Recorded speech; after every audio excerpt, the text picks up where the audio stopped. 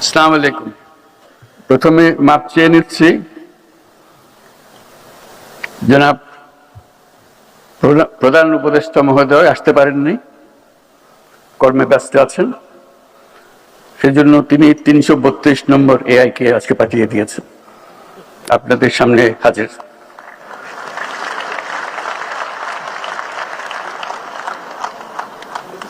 আমি চেষ্টা করব উনি যা বলতে চেয়েছিলেন সেটা আপনাদের কাছে তুলে ধরার জন্য। আশা করি তিনি সন্তুষ্ট হবেন, তার কথাগুলো আমি বলতে পেরেছি। ঢোকার পথে আমি জিজ্ঞেস করেছিলাম শ্রোতাদের মধ্যে আমার মতো এআই কেউ আছে কিনা। এই জন্য জানতে চেয়েছিলাম তাহলে কথা বলতে সুবিধা হবে, আমার কথাগুলো তারা তাড়াতাড়ি বুঝবে। তারা তথ্যটা দিতে পারে নাই, তারা বোধহয় সজাগ ছিল না যে এখানে শ্রোতাদের মধ্যেও এআই থাকতে পারেন, কারণ যাদের তারা প্রতিনিধিত্ব করছেন তারা নানা কারণে আসার সুযোগ পান নাই।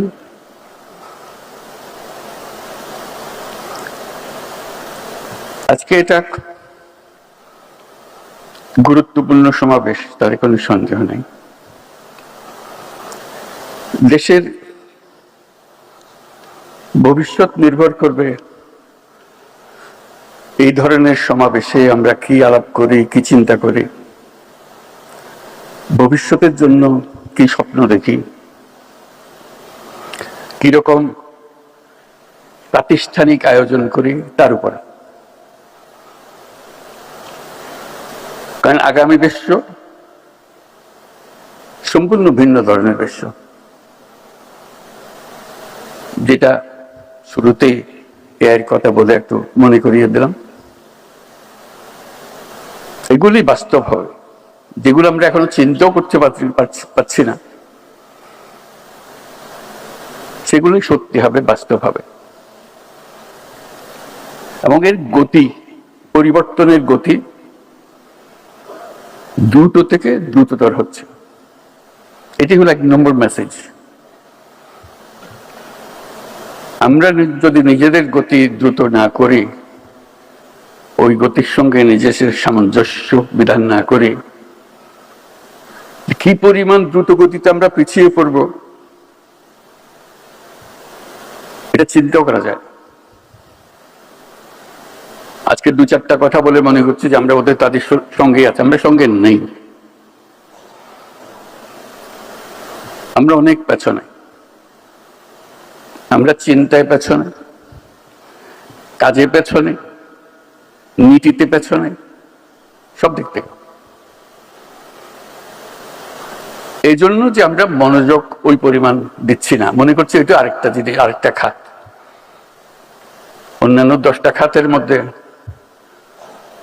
যেরকম আয়োজন, এই খাতও সেই আয়োজন। আমার বলার উদ্দেশ্য হচ্ছে এই খাতটা হলো মূল খাত। এই খাত থেকে ভবিষ্যৎ রচনা হবে আমাদেরও এবং সারা পৃথিবীরও। অন্যান্য খাত উবে যাবে তা না, হারিয়ে যাবে তা না, ওরা থাকবে, কিন্তু টান হবে এটার থেকে, বাতাস আসবে এটার থেকে, পরিবর্তন আসবে এটার থেকে, এটার ছোঁয়া পাবে অন্যান্য জায়গায়। ওর সঙ্গে সঙ্গ দেওয়ার জন্য তাকে প্রস্তুতি নিতে হবে। আমরা কোনো দিক থেকে এটার প্রতি সজাগ নই। আমরা সনাতন যে সমস্ত চিন্তা, সেটা এই খাতে নিয়ে আসার চেষ্টা করছি। এই খাতের চিন্তা ভিন্ন। আমি দ্রুত পরিবর্তনের কথা বলছি, একটা পরিবর্তন আপনারা আমরা সবাই ওটা অনুভব করি যখন নিজ নিজ পরিবারের দিকে তাকাই, নিজের দিকে তাকাই। আমার অমুক বয়সে আমি কি করছিলাম, আমার এই বয়সে আমার ছেলে বা মেয়ে কি করছে, এটার একটা তুলনা করলে সঙ্গে সঙ্গে আছে। বাচ্চারা যখন এখন হাঁটতে শিখে, সে ফোন খুঁজে, সে জানে এখানে টিপ দিলে তার পছন্দের গান, পছন্দের নাচ এটা আসে, কান্নাকাটি করে। সে একটু একটু হাঁটতে শিখেছে, হাঁটার সময় সে দেয়ালে গিয়ে দাঁড়ায়, দেয়াল টেপে, সে মনে করি ওটা একটা স্ক্রিন, ওটাতে টিপ দিলে একটা কিছু হবে। তার চিন্তাই হচ্ছে ওইভাবে, তার ইশারাতেই কাজ হয়। এই যখন 10 বছর বয়সী হবে, আমাদের যে 10 বছর বয়স ছিল তার সাথে সম্পূর্ণ ভিন্ন। এর বয়স যখন 25 বছর হবে, আমরা যে 25 বছরের ছিলাম, সেই 25 বছরকে তার কাছে মনে হবে গুহা মানব। তোমরা গুহায় ছিলা, তোমাদের সঙ্গে কথা বলে লাভ কি? তোমরা তো আমাদের কথা বুঝবে না, ওদের ভাষা অন্যরকম। কাজে ওই গতিটা আমাদের চিন্তায়, ভাবনায় আমরা কোন রকম অ্যাডজাস্ট করতে পারছি না। আমরা অনেক কথা বলছি, সুন্দর সুন্দর কথা, সব ভালো কথা, কোনটাই এটা আমাদের কথা, 100 বছর আগের পুরনো কথা। এখনকার যারা, তারা ওইভাবে চিন্তা হতে করছেই না। এই যে দূরত্ব সৃষ্টি হচ্ছে আমাদের, যেখান দিয়ে আমাদের মূল স্রোত যাবে জীবনের, মূল স্রোতে আমরা এই বয়সী মানুষ নেতৃত্ব দিতে পারছি না, নেতৃত্বে অক্ষম আমরা। আমাদের কোনো দোষের কারণে না, আমাদের মাথা ওইভাবে কাজ করে না যেভাবে তাদের মাথা কাজ করে। 10 বছরের বাচ্চা ভীষণ রকম খেপে যায় যে বাবাকে, মাকে বোঝাতে পারছে না সে, কারণ ওই তো দূরত্ব। এই দূরত্বটাকে কিভাবে সামাল দেওয়া যায়? আমরা আজকে যা আলোচনা করছি সবকিছু হলো পুরনো আমলের কথাবার্তা। আমি ঢালাও ভাবে বললাম কথাটা চেপে ধরার জন্য, এটা আসলে তাই। সেজন্য আমরা ইরিলেভেন্ট হয়ে যাচ্ছি। যখন দ্বন্দ্ব হয় তখন আমরা বুঝতে পারি না কেন এই দ্বন্দ্ব হচ্ছে। দ্বন্দ্ব হচ্ছে এই জন্য, তাদের দৃষ্টিতে আমরা গুহাবাসী। গুহাবাসীকে নগরবাসী কিভাবে কথাবার্তা বোঝাবে, এই ভাষা খুঁজে পাওয়া যাচ্ছে না। এটা নগরবাসী গুহাবাসীর, আজকে নগরবাসী বলছি, গুহাবাসী গুহারও আগে চলে যাবে, নগরবাসী আরো অনেক উপরে, অতি অল্প সময়ের মধ্যে দূরত্ব আরো বেড়ে যাবে। এই দূরত্ব সামাল দেওয়াই হলো আমাদের চ্যালেঞ্জ। এখানে সিনিয়র সচিব শিশু বলেছে, বিশেষ সহকারী আইসিটি মন্ত্রণালয় ফয়েজ বলেছে, আমরা নাগরিক সেবা দেওয়ার চেষ্টা করছি। আমি প্রথম দিন থেকে চেষ্টা করছি যে এটা কেন হবে না। মাঝে মাঝে কথাবার্তা হয়, কাগজে পত্র দেখি, সরকারের পক্ষ থেকেও বলা হচ্ছে আমরা সবকিছু ডিজিটালাইজ করে দেবো, নাগরিক যে কোনো জিনিস তার কম্পিউটার থেকে পেয়ে যাবে। এটা কথা, বাস্তবে দেখি না। আমি সকল সচিবের সঙ্গে আলাপ করেছি, কেন হচ্ছে না? এই যে হচ্ছে, এই যে আমরা করেছি, আমরা এখানে একটা করেছি, এবং বেশিরভাগ হলো মন্ত্রণালয়ের ভেতরে, তার ডিপার্টমেন্টের ভেতরে। আমি ডিপার্টমেন্টের ভেতরে না, এটা মানুষের কাছে যেতে হবে। ডিপার্টমেন্টের ভেতরে হলে তো আগের মতো রয়ে গেল, শুধু মাঝখানে একটা কম্পিউটার দেখাইলাম। এটা মানুষের আয়ত্তে চলে যেতে হবে। সরকারকে সে দেখবেই না, সরকার মানুষের কাছে, সরকার কেন বসে থাকবে? সরকারের সার্ভিস যাবে, সরকার যাবে না। সরকারের প্রযুক্তি যাবে, সরকার যাবে না। ইয়াং ছেলে মেয়ে সোৎসাহে কাজ করবে গ্রামে গঞ্জে, তারা তো তৈরি, তাদেরকে ট্রেনিং দিতে হবে না। ফয়েজও বলেছে, শিশু বলেছে, আমরা করেছি, আমরা মেনে নিচ্ছি করেছি, কিন্তু আমরা দেখি নাই, আপনারাও দেখেন নাই হয়তো।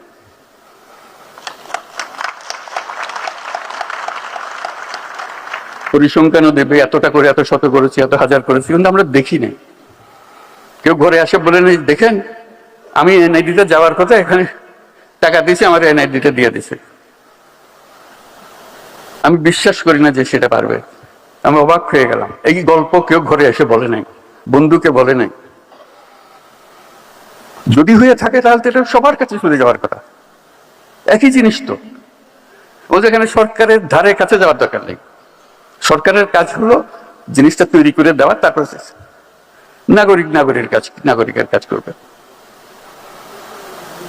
এখন সরকার যেহেতু চাইছে না সবাই আমার কাছে আসতে হবে, আমার কাছে না আসলে আমার জীবন অসার। সেখানে এটা শক্তি, তথ্য প্রযুক্তির শক্তি। আজকে যে প্রতিনিয়ত আমরা বলে যাচ্ছি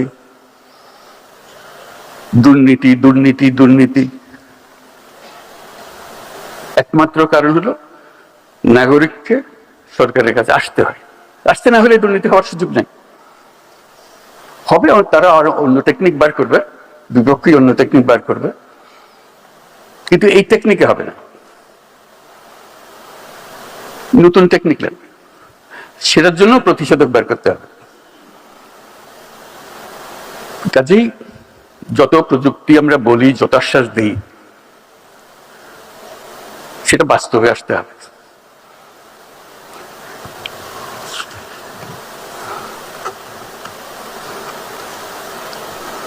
আনুষ্ঠানিক কথাটা বলি, digital device and innovation expo 2026 এর উদ্বোধনী অনুষ্ঠানে উপস্থিত সকলকে আমার শুভেচ্ছা ও সালাম জানাচ্ছি। Digital device and innovation expo 2026 আয়োজনের সাথে সংশ্লিষ্ট সকলকে আমি আন্তরিক ধন্যবাদ জানাচ্ছি। আশা করি এই এক্সপো আমাদের উদ্বোধনী যাত্রায় এক নতুন দিগন্তের উন্মোচন করবে। আমরা এক বিশেষ সময় পার করছি। 24 গণঅভ্যুত্থান আমাদের সামনে অনেক সম্ভাবনার দরজা খুলে দিয়েছে, যার নেতৃত্বে ছিল তরুণরা। এই তরুণরাই নতুন বাংলাদেশের নেতৃত্ব দেবে। শুধু বাংলাদেশ নয়, এখানে আমার একটা কথা, আমরা শুধু বাংলাদেশের কথা বলছি। আমরা নতুন প্রজন্মের কাছে বাংলাদেশ একটা অংশ, গুরুত্বপূর্ণ অংশ, কিন্তু তারা বিশ্ব নাগরিক।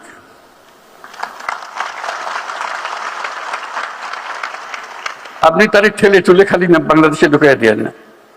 বাংলাদেশের কাজ করবে সে, বাংলাদেশের কাজ করার জন্য, সেই গর্ব অনুভব করার জন্যই তাকে বিশ্ব নাগরিক হতে হবে, কারণ বিশ্বে তার ভূমিকা পালন করতে হবে। আমি একটা প্রচেষ্টা করেছিলাম, ব্যর্থ হয়েছি, বহুবার বলেছি, একটা অ্যাপ বানানো, শুধু একটা অ্যাপ বানানো, নামও দিয়েছিলাম শুভেচ্ছা। এটা হলো বাংলাদেশি যে যেখানে আছে দুনিয়ার, যে যে কাজে আছে, এই অ্যাপের মাধ্যমে বাংলাদেশের সঙ্গে যুক্ত হওয়া, বাংলাদেশি কে কি করছে তার খোঁজ খবর নেবার একটা সুযোগ হবে। তার বিশেষ বৈশিষ্ট্য কি, তারা সেই বৈশিষ্ট্যের আরো কারা আছে তারা একটা সাব গ্রুপ করবে, তারা বলবে আমি তো এই কাজ করি, আমি তো এটা বাংলাদেশে যে কোনো সময় করে দিতে পারি। আমাদের যে অ্যাসেটস সারা দুনিয়াতে ছড়িয়ে আছে এবং তাদের আন্তরিকতার কোনো সীমা নেই, একটু ইশারা দিলে আপনি আছে, কিন্তু আমরা নারাজ তাদের সঙ্গে আলাপ করতে। এই অ্যাপটা এই হচ্ছে করতে করতে হলো না। একটা জায়গায় আমরা যদি টেকনোলজি এতই বুঝি, এতই আমাদের কৃতিত্ব, এই কাজটা কেন করতে হবে? একটা জায়গা যেখানে আমরা সবাই একত্র হব, যারা ইচ্ছুক তারা পারতে নিজেদের সাব গ্রুপ করবে, আমি এখান থেকে এই সাবজেক্টে আমি করতে পারি, এই কাজটা আমরা তো এটাই রিসার্চ করেছি, এটাই তো বের করেছি, সারা দুনিয়া নিচ্ছি, বাংলাদেশ কেন নেবে না?